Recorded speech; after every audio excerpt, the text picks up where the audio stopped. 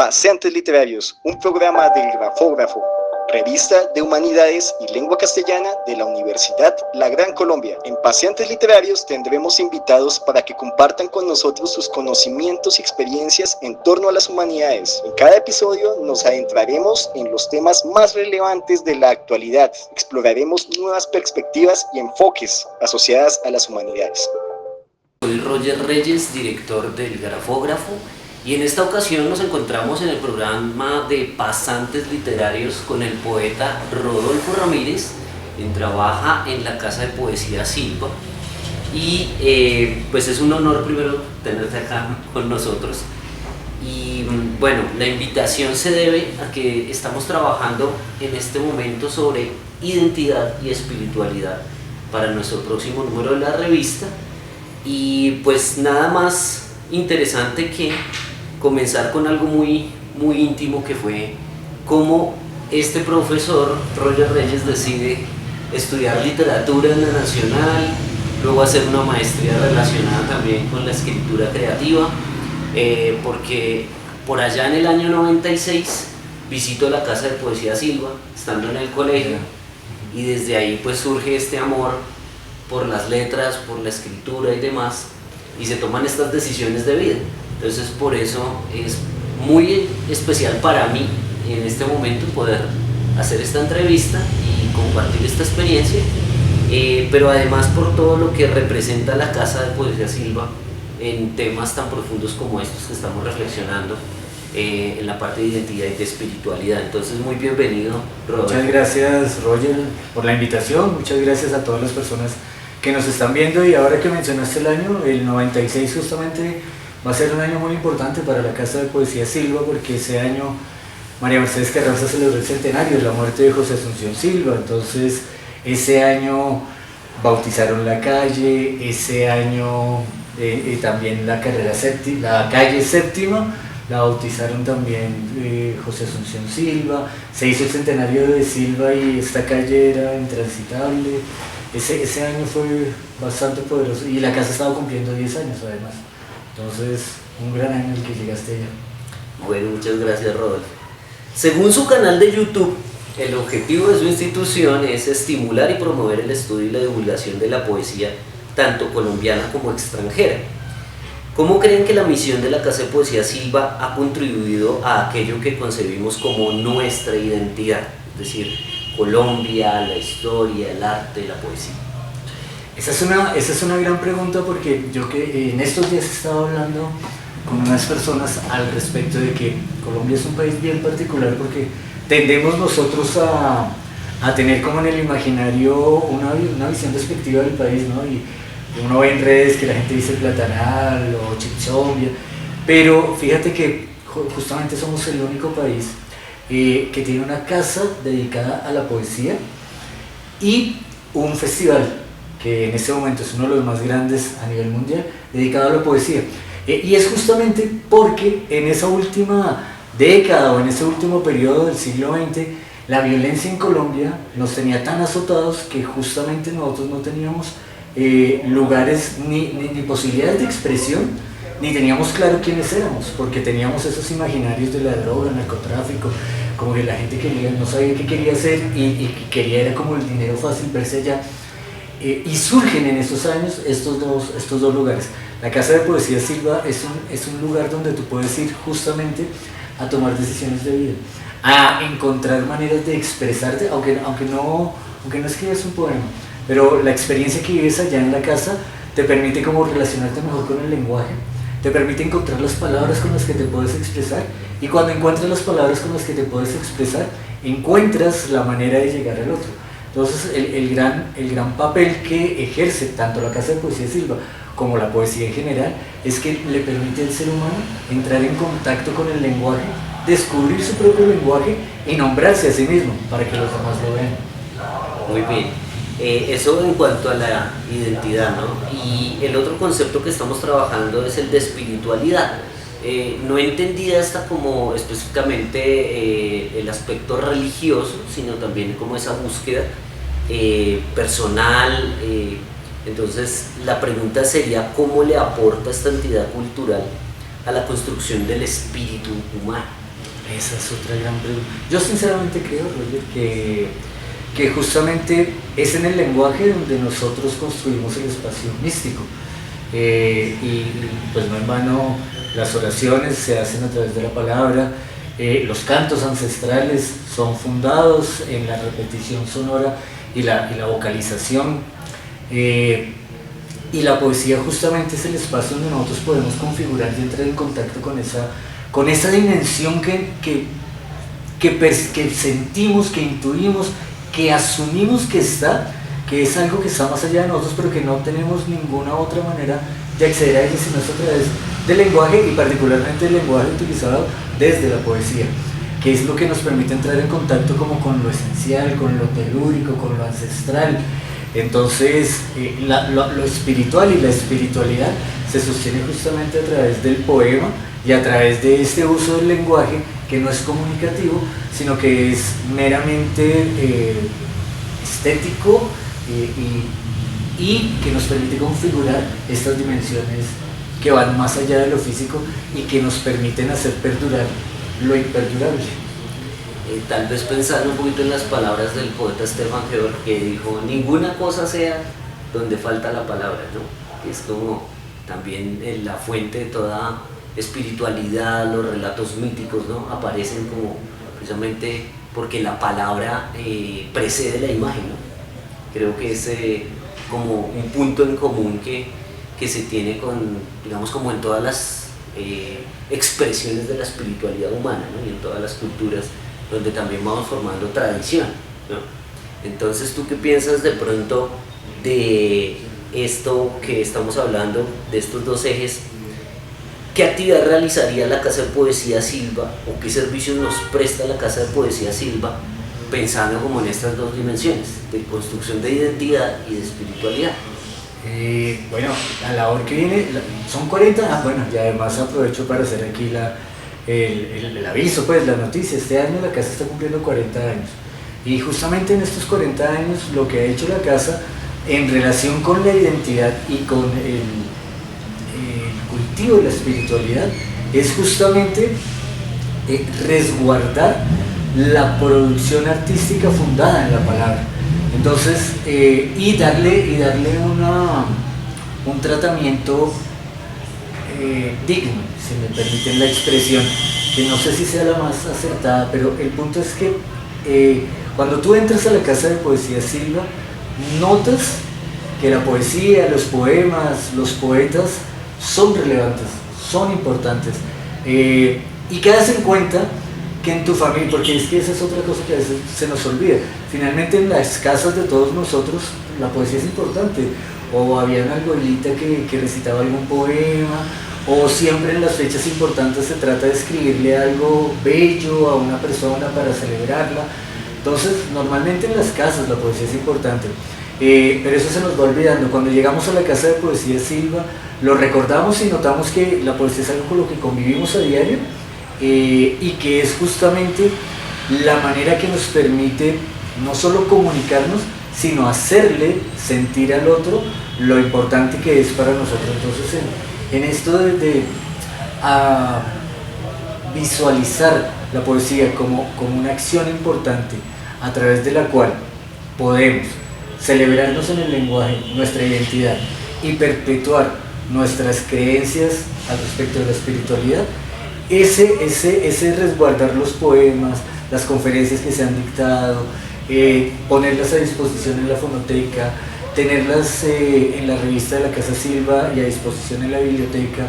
Todas estas cosas permiten que la gente entre en contacto con su historia poética y al mismo tiempo se anime a ser partícipe de ella y también a crear.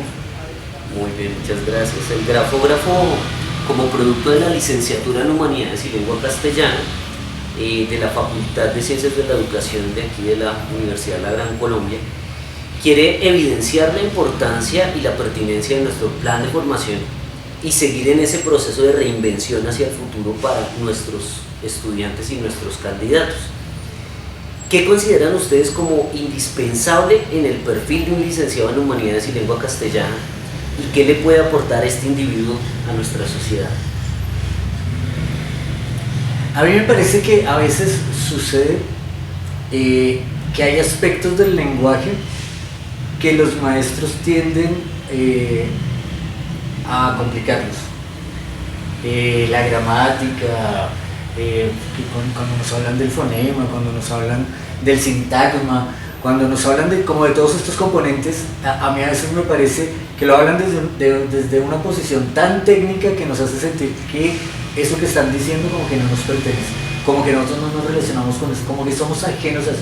Así que pensando yo en cuál sería una característica de un licenciado que está estudiando el lenguaje, una de esas sería como ser amigo del lenguaje y hacerle amigable el lenguaje a las personas que se lo transmiten, hacerle notar que finalmente los nombres pueden ser extraños, ¿no? Como fonema, grafema, sintagma, pero en últimas son elementos que utilizamos intuitivamente, a los cuales se les ha dado una denominación como para poder visualizarlos, pero que en últimas es una acción natural que todos ejecutamos y que la mayoría de veces lo ejecutamos correctamente.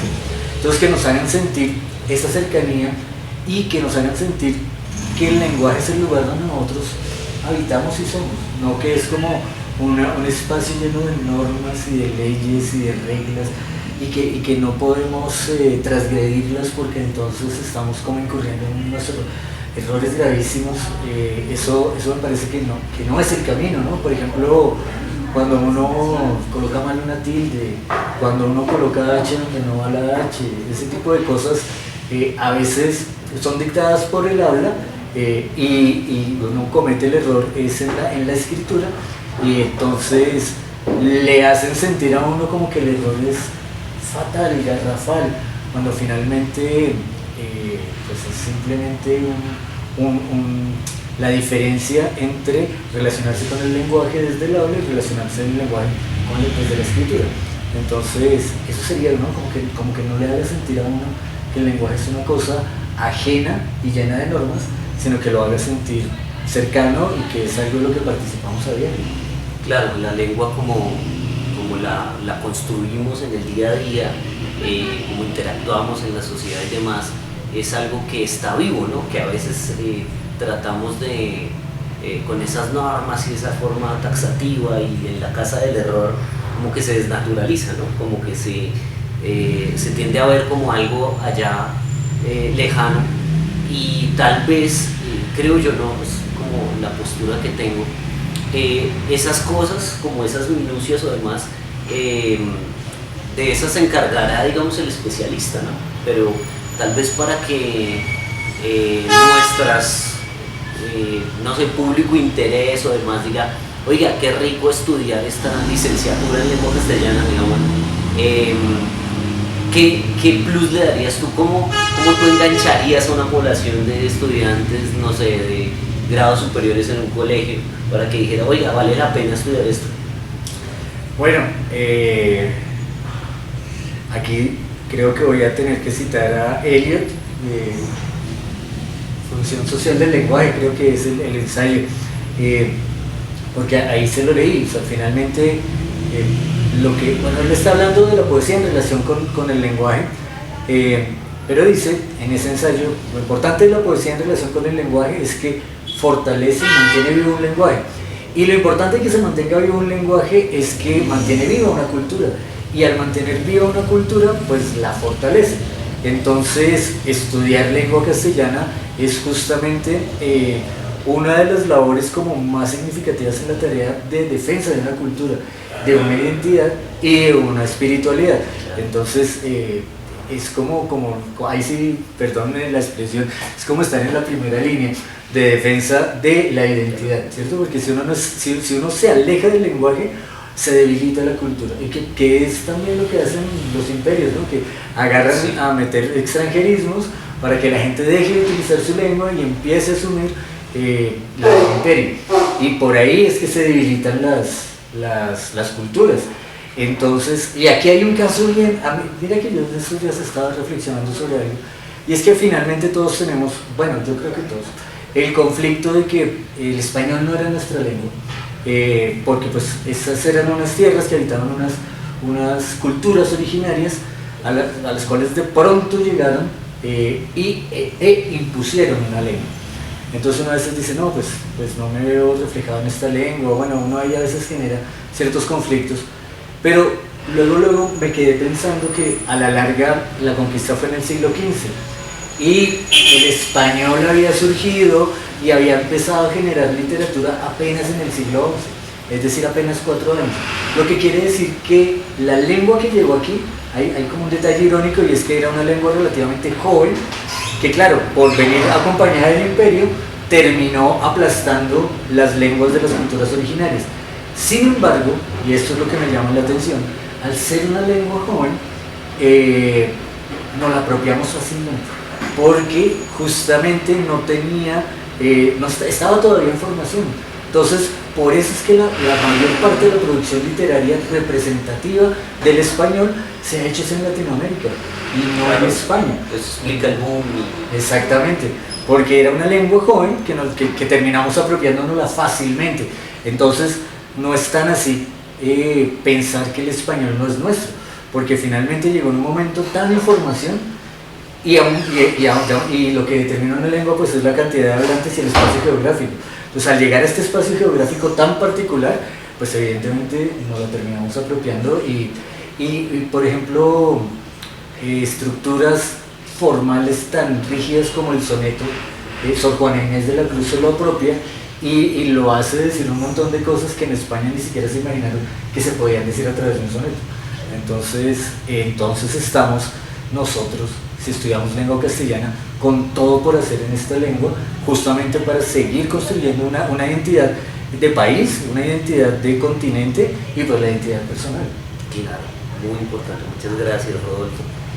Por último, ya más de carácter como experiencial, anecdótico, ¿ustedes qué retos y dificultades recuerdan haber enfrentado para sostener este proyecto de la Casa de Poesía Silva en el tiempo? ¿Cuáles han sido las claves para llegar hasta aquí hoy? Mira, empezando desde el principio de la casa, ¿no? O sea, la casa surge por accidente, básicamente. O sea, no es que un gobierno o una administración hubiera dicho, ve, qué importante que haya una casa de poesía. No, esto surge de manera orgánica, varias personas, pero pues María Mercedes Carranza, una poeta, se da cuenta de un hecho puntual que es el deterioro de la casa, y a partir de eso se empiezan a hacer un montón de gestiones sin saber claramente qué era lo que iba a pasar con esa casa, ni qué era lo que se iba a colocar allí en esa casa, y el modelo se terminó construyendo mientras se va haciendo también el proceso de restauración y mantenimiento de la casa. Entonces, una vez se crea este modelo, y gracias a la gestión, y es que la casa nace con María Mercedes Carranza, Elizabeth Betancourt, García Márquez, o sea, realmente la junta de fundadores de esta casa era gente que tenía mucho poder en el país, tanto político como económico. Entonces la casa surge con una gran cantidad de recursos, pero en la medida en que empieza a tener que mantenerse en el tiempo, pues los recursos, ya el trámite para que los recursos lleguen a la casa, tiene que idearse el plan administrativo, etcétera, un montón de cosas, y lo que ha pasado con el tiempo es que justamente en estos 40 años ha disminuido y por años no ha habido apoyo estatal. Entonces la gran dificultad que enfrenta la casa siempre es la de gestionar recursos. O sea, ¿cómo se hace para gestionar recursos con poesía? O sea, con actividades que tengan que ver con poesía. Más cuando en el inicio de la casa, al haber tantos recursos, entonces los primeros usuarios de la casa se acostumbraban, digamos, a que todas las actividades eran gratuitas, a que la gente que dictaba un taller se le pagaba supremamente bien, y luego cuando las condiciones cambian, entonces ya que toca pensar en que un taller toca cobrarlo, o que al tallerista no se le puede pagar igual que se le pagaba antes. Son cosas que como que el usuario o la gente que llega a beneficiarse de la casa como que no dimensiona, ¿no? Es como que piensan que la casa está ahí porque el Estado la mantiene, es que no sé, o porque una fuerza divina la mantiene, y que es obligación que todo sea gratis, que es no piensan en cómo se tiene que... O sea, todo el mundo dice, es importante la casa, pero nadie dice como, venga, yo les ayudo a gestionar, o yo tengo una empresa y venga, les hago una donación. No, todo el mundo dice, es importante la casa, pero ¿por qué no hacen más cosas? ¿Pero por qué no se mueven? Sin tener en cuenta todo el papel de gestión. Entonces el gran reto ha sido justamente hacer la casa sostenible, autosostenible, y generar un mecanismo para que las actividades que realiza la casa generen ingresos, pero al mismo tiempo no recaiga todo en el público. Espera, ¿ya viste nuestras últimas publicaciones? Recuerda seguirnos en @grafougc en Instagram y en Facebook. Y eso ha sido todo por hoy. Gracias por estar con nosotros. No olvides seguirnos en nuestras redes sociales. ¡Feliz día!